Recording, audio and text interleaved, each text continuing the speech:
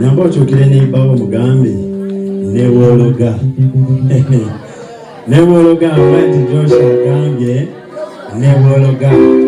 It's a hip hop saga. Hallelujah.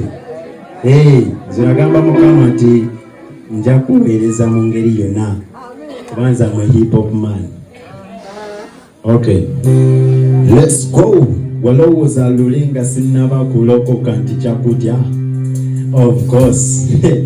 Wakola bingi kuzo kunnemesa nesirika naye kati kakuguddeko. Oyo sitaani golaba agezako kumanyira n'omutakalo bomamu wa kitiibwa.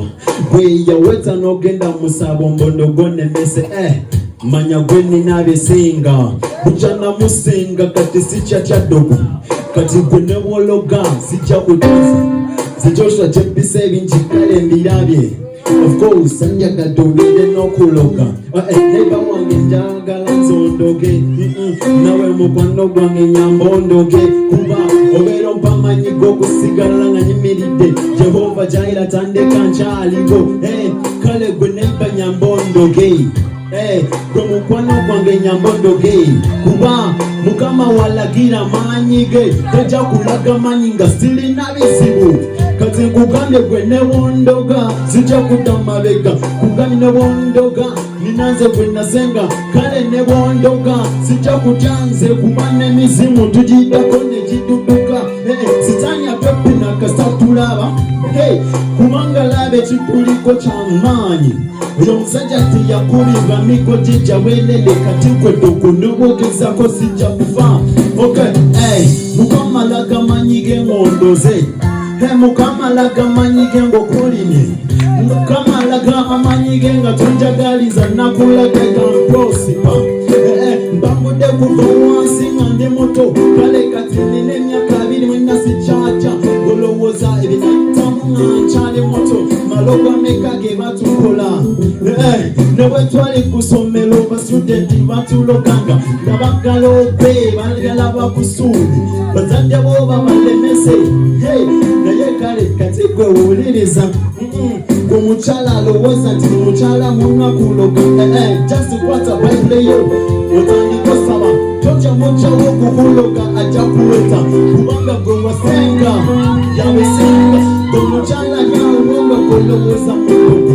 Gwe mwana wange yalwadde kangende ku musabo. Ekyo kitalo kyolina kyotambula nakyo. Abamu temanyi mugaso gwa Bayibuli.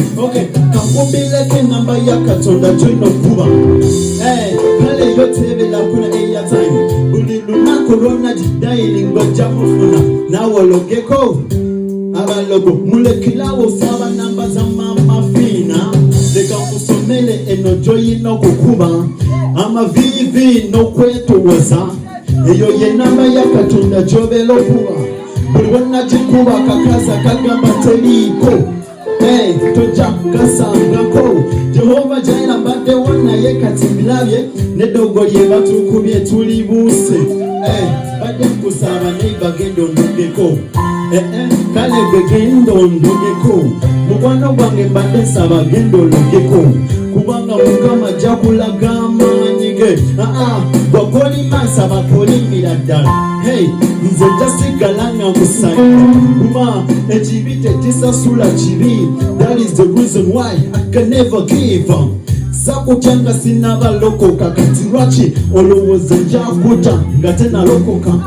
Satya dogo nga sinabakulokoka kati gwe nina gwe nayambala. Yasinga of course. Bazo kunamembeho kinakugambira. Abakutisa tibine makulu. Manyoko woyine lukinabona. Naza kutambula niwe lizoba.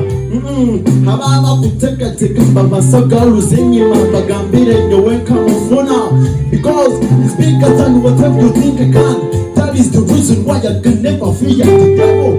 Now, I'm telling you every day, every night. If you're going to bewitch, that is good enough. Because they know I'm bigger than what you think. Seba Mama Fiina seba chantisa. Of course, when afuna yamala yasinga. Gwenina yamala yasinga. Nsaba nawo musembezi. Ojja kuyita ebyo by'okaba n'olowooza.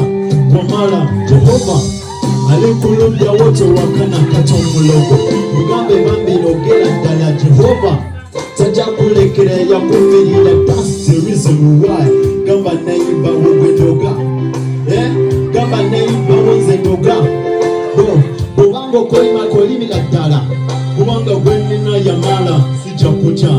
May God bless you. Hallelujah.